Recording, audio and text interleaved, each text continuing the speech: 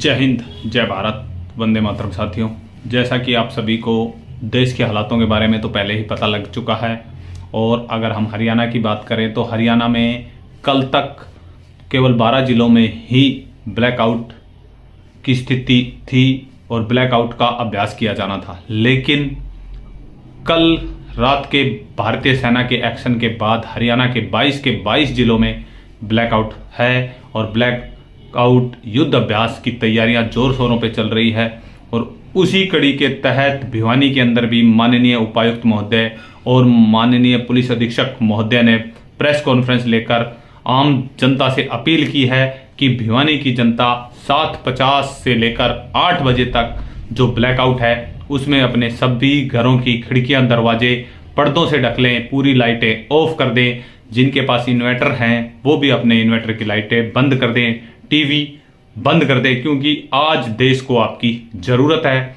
और उपायुक्त महोदय ने, जो आगे आप प्रेस कॉन्फ्रेंस में भी देखेंगे, उन्होंने बताया है कि एक बड़ा सायरन बजेगा 7:50 पर।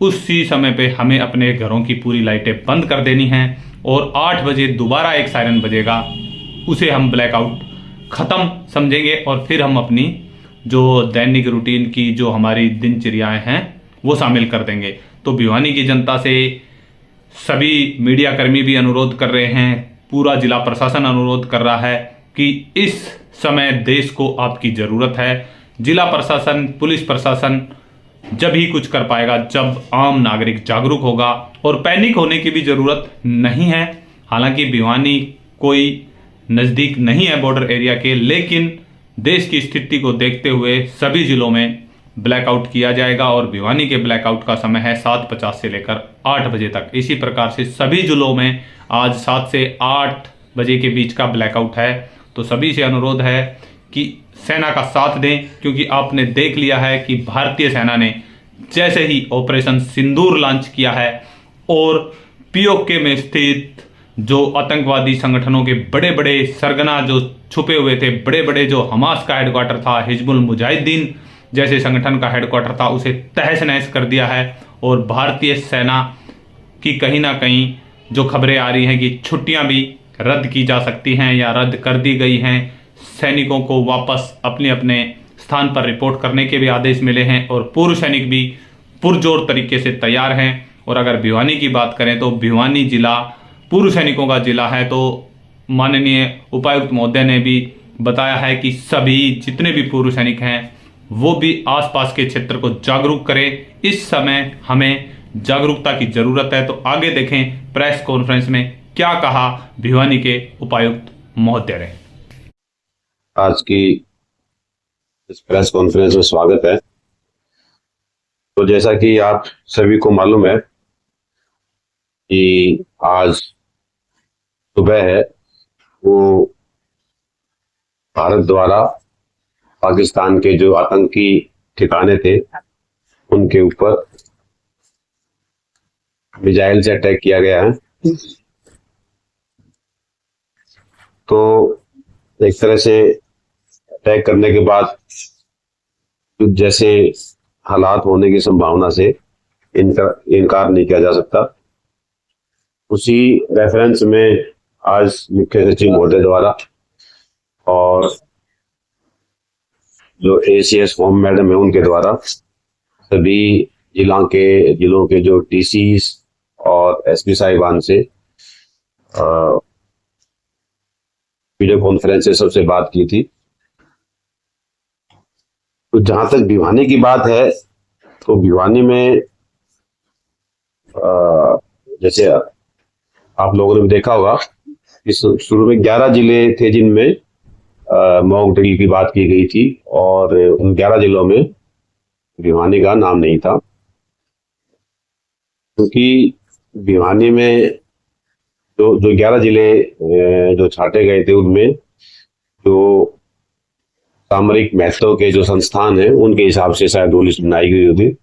उसके हिसाब से भिवानी में कोई तो जो सामरिक महत्व के जो संस्थान होते हैं उनको ए, बी, सी और डी कैटेगरी में बांटा गया था। तो भिवानी में ए कैटेगरी और बी कैटेगरी का कोई सामरिक महत्व का कोई ऐसा संस्थान नहीं है। भिवानी में अगर बात करें तो हम सिर्फ हमारे पास पांच संस्थान ऐसे हैं जो सी कैटेगरी के संस्थान हैं। उसमें railway station Bhiwani, mini secretariat Bhiwani, jail Bhiwani, और प्रेमनगर में जो बीबीएमबी का पावर हाउस है वो है, और ग्रिड पावर प्लांट है निमड़ी वाली में। ये 5 संस्थान हैं जो सी कैटेगरी में आते हैं। और डी कैटेगरी की बात करें तो सिविल हॉस्पिटल है, पीटीएम मिल है, भिवानी एजुकेशन बोर्ड है, एयर स्ट्रिप है, और चौधरी बंसीलाल यूनिवर्सिटी प्रेमनगर है।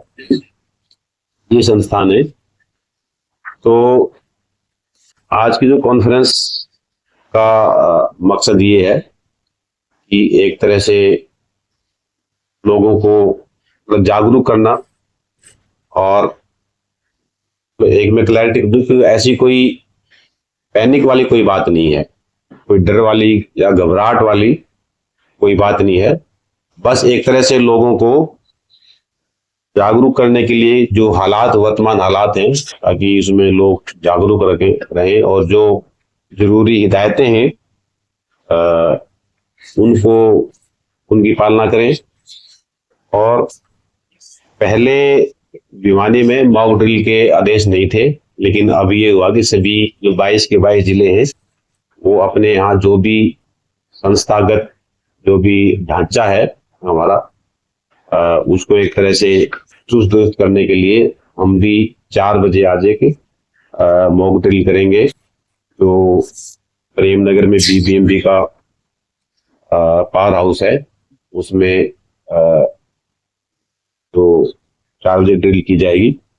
उसमें जो भी हमारी इमरजेंसी सर्विसेज हैं एक तरह से उनकी रेडीनेस को चेक किया जाएगा, चाहे उसमें फायर सर्विसेज हैं, चाहे उसमें इमरजेंसी हेल्थ सर्विसेज हैं, पुलिस का रिस्पॉन्स है, या बाकी जितनी भी और हैं उन सब का एक तरह से उनकी रेडीनेस को चेक किया जाएगा। और 10 मिनट के लिए जो ब्लैकआउट है वो आज 7:50 से लेके 8 बजे तक। तो उसके लिए 7:50 पे सायरन बजाया जाएगा। जो पीटीएम मिल में सायरन है वो ही बजवाएंगे, और जो हमारे सेक्रेटरीट में है वो ही बजवाएंगे। और 8 बजे दोबारा बजाया जाएगा, ये मैसेज देने के लिए कि ब्लैकआउट अब खत्म हो गया। यानी ब्लैकआउट जैसे 7:50 में स्टार्ट होगा उस टाइम सायरन बजाएंगे, और 8 बजे फिर दोबारा सायरन बजाएंगे, ये संकेत देने के लिए कि जो ब्लैकआउट है उसकी जो अवधि खत्म हो गई है। तो मेरा आप लोगों से यही रिक्वेस्ट है कि एक तरह से मीडिया में मैसेज देने के लिए कि किसी तरह की कोई पैनिक की, किसी तरह की कोई घबराहट की या कोई डर वाली किसी तरह की कोई बात नहीं है। तो लोगों को एक तरह से हमने जागरूक करना है। जहां तक प्रशासन की बात है, हमने लगभग होम गार्ड्स के वॉलंटियर्स हैं हमारे पास, 400 वॉलंटियर्स हैं। उनको एक तरह से हमने जो होम गार्ड्स है डिपार्टमेंट, उनको हमने एक तरह से साउंड कर दिया है। एनसीसी के हमारे पास जिला में 200 वॉलंटियर हैं। अगर हम सिर्फ स्कूल के बच्चों को छोड़ दें, कॉलेज और यूनिवर्सिटी की बात करें तो 800 बच्चे हैं। और जो ये मॉक ड्रिल है ये 4 बजे से लेके जब तक भी चलेगी, ये मॉक ड्रिल की जाएगी। दूसरी मतलब अटैक के साथ साथ या मतलब कोई जो विदेशी ताकतें हैं उनकी तरफ से, उसके अलावा कोई इंटरनल जो उसकी मतलब संभावना को देखते हुए हमें एक तरह से जितनी भी हमारी फैसिलिटीज हैं उनको हमने करके वहां पे निगरानी भी हम बढ़ाएंगे। फिलहाल तो इतना ही था मेरी तरफ से। बाकी एसपी साहब से भी मैं रिक्वेस्ट करता हूँ कि इन्होंने कुछ इसमें ऐड करना हो तो एसपी साहब से रिक्वेस्ट। चीजें डीसी साहब ने बता दी हैं। तो ये है कि जो भी हमारी ड्रिल है, तो बेसिकली ये है कि अलार्म जब भी बजता है तो आमतौर पे 2 मिनट 3 मिनट 4 मिनट का समय रहता है इस टाइम में। तो उस समय में हमें कैसे रिस्पॉन्ड करना है, बेसिकली सबसे इम्पोर्टेंट चीज़ वही है कि जो 2 मिनट 1 मिनट 3 मिनट मिलते हैं तो उसके लिए जो SOPs हैं वो अगर आपके ज़रिए समय समय पे पब्लिक तक पहुंचेंगी, क्योंकि आप बेस्ट ज़रिया हैं सबसे जल्दी पब्लिक तक पहुंचने का, तो उससे वो अभ्यास भी कर पाएंगे। तो बहुत साल के बाद ये ड्रिल हो रही है, तो आप उनके और उसके अलावा जो अगर कुछ हो गया तो उसके बाद कैसे कैसे हम उनको जल्दी से जल्दी फर्स्ट एड या मेडिकल हेल्प जो पहुंचा सकते हैं उसको लेके रिलेटेड है। और बाकी सफिशिएंट नंबर हैं हमारे पास। अगर हम होमगार्ड और NCC को क्लब कर लें और मिलके बहुत अच्छे से सारी ड्यूटियाँ होंगी। ये जो सारी जो भी चल रही है वो इसीलिए है कि लोगों में कॉन्फिडेंस बिल्डिंग हो, और असल में कोई इतना चिंता की बात नहीं है। बस हम ड्रिल को दिल से ड्रिल मान के करें तो फ्यूचर में हमें बहुत ही हेल्प करेगी। सर, ये मॉक ड्रिल में सायरन बजने के अलावा क्या क्या एक्टिविटीज शामिल है? तो सायरन बजने के अलावा जो एक्टिविटीज़ हैं वो SOPs हैं कि पब्लिक को क्या क्या करना है क्या क्या नहीं करना, वो आपसे शेयर हो सकती है। तो वही असल में पहुंचाना है पब्लिक तक। भाई आप टेबल के नीचे आ जाएंगे या सेफ कोई शेल्टर कहाँ है वहाँ चले जाएंगे, उस टाइप की जो भी SOPs हैं वही है। एक बार हो गया उसके बाद तो फिर बचाव के हैं। आप पहले हमले से पहले जब भी सायरन बजता है तो 2 मिनट 3 मिनट 4 मिनट का समय हमेशा मिलता ही मिलता है। आप देखेंगे वेपन को ट्रैवल करने में टाइम लगता है, किसी को भी लगता है, तो उस टाइम का रिस्पॉन्स टाइम हमें पब्लिक को मैक्सिमम एजुकेट करना है। 4 बजे के बाद स्टार्ट होती है मार्केट का क्या नहीं, मार्केट बिल्कुल खुली रहेगी। किसी तो हमने पहले ही स्पष्ट किया था कि किसी तरह का कोई डर घबराहट वाली बात नहीं है। मॉक ड्रिल का मतलब ये होता है कि जो भी हमारी व्यवस्थाएं हैं उनको हमने टेस्ट करना है, चाहे वो फायर सर्विसेज हैं कि फायर सर्विस का रिस्पॉन्स मान लें, उनके पास मैसेज आता है किसी चीज़ का तो ये कितने टाइम के अंदर रिस्पॉन्ड कर लें। ऐसे ही जो एम्बुलेंसेज हैं वो कितने टाइम में रिस्पॉन्ड कर रही हैं, ट्रैफिक पुलिस है वो कितने टाइम में रिस्पॉन्ड कर रही है। तो अगर वहाँ पे हमें कुछ गैप लगता है तो उसको हम फिर दुरुस्त कर लें। मॉक ड्रिल का मतलब ये होता है कि जो भी हमारी सरकारी सुविधाएं हैं, सरकारी व्यवस्थाएं हैं, उनको एक तरह से चेक कर लें कि भाई वो सारी सही है या नहीं है। अगर उनमें कहीं कोई कमी नज़र आती है किसी भी तरह की तो उस कमी को दूर कर लिया जाए। मॉक ड्रिल का सिर्फ मतलब इतना है, इसके अलावा और ज़्यादा कुछ नहीं है। सर, ऐसी स्थिति में सोशल मीडिया पर काफ़ी आपत्तिजनक कैसे, जैसे कोई भी ट्रैकिंग रहती है हमारी, मॉक ड्रिल कहाँ रहेगी?